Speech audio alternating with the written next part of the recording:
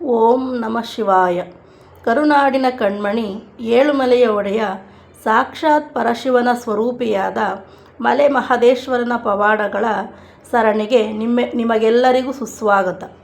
ಶಿವನು ಈ ಭೂಮಿಯ ಮೇಲೆ ಧರ್ಮವನ್ನು ಎತ್ತಿ ಹಿಡಿಯಲು ಮತ್ತು ಭಕ್ತರ ಕಷ್ಟಗಳನ್ನು ನೀಗಿಸಲು ಹಲವು ಅವತಾರಗಳನ್ನು ಎತ್ತಿದ್ದಾನೆ. ಅದರಲ್ಲಿ ಅತ್ಯಂತ ಪ್ರಭಾವಶಾಲಿ ಅವತಾರವೇ ಮಹದೇಶ್ವರ.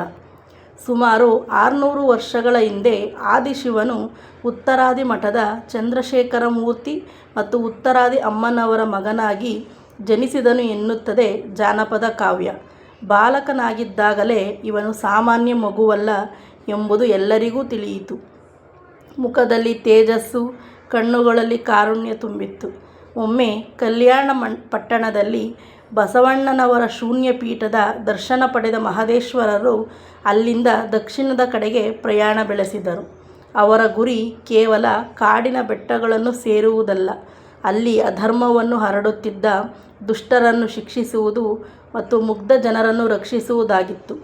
ಕೈಯಲ್ಲಿ ಬೆತ್ತ, ಮೈಮೇಲೆ ವಿಭೂತಿ ಧರಿಸಿ ಬಾಲಯೋಗಿಯಾಗಿ ಕಾಣಿಸಿಕೊಂಡ ಮಾದಪ್ಪನ ಈ ಪಯಣವೇ ಏಳುಮಲೆಯ ಪವಿತ್ರ ಇತಿಹಾಸದ ಆರಂಭ.